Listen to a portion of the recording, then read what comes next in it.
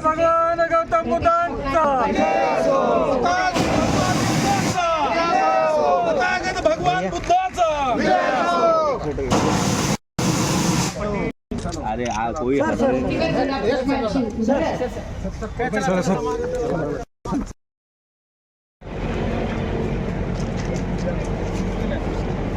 समोर जी मंडळी उभी आहे त्यांना रिक्वेस्ट आहे तुम्ही आपण असं नसावं। शिंदे साहेब आहेत, आज देवेंद्रजींच्या नेतृत्वाखाली आम्ही काम करतोय, आज एकनाथ शिंदे साहेबांच्या नेतृत्वाखाली आम्ही काम करतोय, अजितदादांच्या नेतृत्वाखाली आम्ही काम करतोय।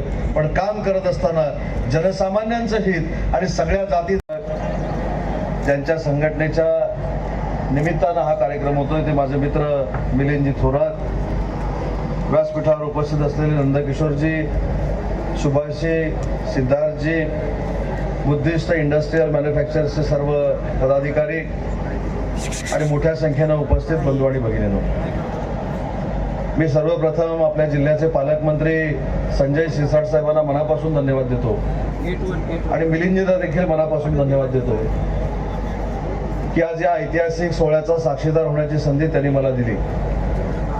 आम्ही राजकारण करत असताना विविध कार्यक्रमाला जातो, पण माझ्या राजकीय जीवनातला असा हा पहिला कार्यक्रम आहे की ज्या ठिकाणी छत्रपती संभाजीनगरमध्ये गौतम बुद्धांच्या मूर्तीची प्रतिष्ठापना आणि लोकार्पण सोहळा होतोय।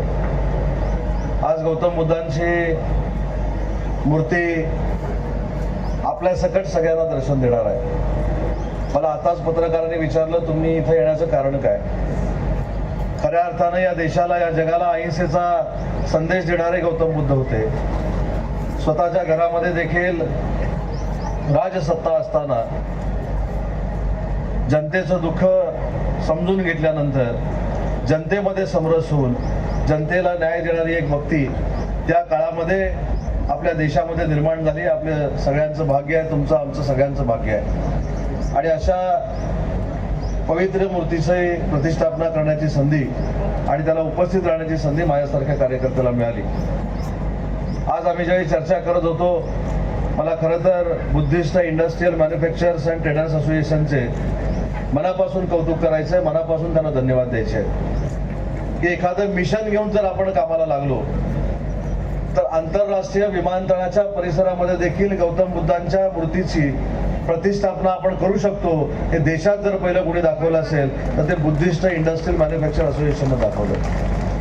मला आता पालकमंत्री महोदय सांगत होते की ही मूर्ती या ठिकाणी उभी करत असताना किती अनंत अडचणी आल्या। एव्हिएशन अथॉरिटीचं काय म्हणणं होतं, जिल्हाधिकाऱ्यांनी देखील याला परवानगी दिली, त्यावेळी देखील काही अडचणी आल्या असतील, परंतु एखादं चांगलं कार्य करायचं म्हटल्यानंतर नियती आपल्या हातून देखील चांगले घडवत असते। मिलिंदजी हुशार आहेत। मी त्यांना म्हटलं मला पुण्याला कार्यक्रमाला जायचंय, त्याच्यामुळे मला परवानगी पहिल्यांदा द्या। त्यांनी सांगितलं की परवानगी जर पाहिजे असेल तर एक काम करावं लागेल, तरच तुम्हाला आम्ही इथं जाऊ देणार आणि पहिलं बोलायला देणार। त्यांनी मला सांगितलं की जे असोसिएशन आम्ही चालवतो, ज्या असोसिएशन मधनं 450 ते 500 कोटी रुपयाचा उद्योजक म्हणून टर्नओव्हर होतो, ज्या असोसिएशनच्या माध्यमातून 1500 ते 2000 मुलं मुली कामाला लागलेली आहेत, बेरोजगार तरुणांना आणि तरुणींना तुम्ही रोजगार दिलाय, अशा असोसिएशनच्या ट्रेनिंग सेंटरसाठी तुम्हाला जागा आवश्यक आहे असं मिलिंदजी आपण मला सांगितलं।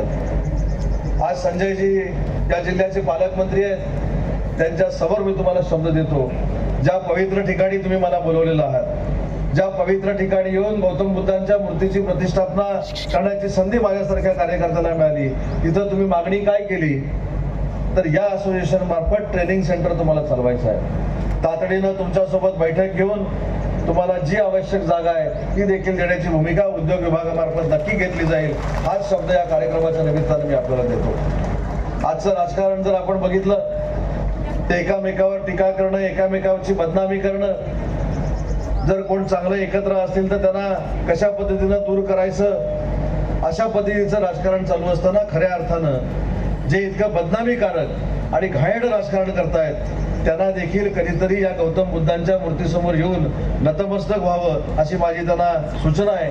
कारण ज्या गौतम बुद्धांनी नुसता अहिंसेचा विचार दिला नाही तर समोरच्याची बदनामी करू नये, समोरच्याला त्रास देऊ नये, समोरच्याला त्रास देऊन त्याचं जीवन उद्ध्वस्त करू नये अशा पद्धतीचा संदेश देखील दिलेला होता. तो आज काही लोकांना तंतोतंत लागू पडतो. मगाशी मला कोणीतरी विचारलं की राजकारणामध्ये असं झालं, राजकारणामध्ये तसं झालं. आज राज्याच्या राजकारणामध्ये मी असेल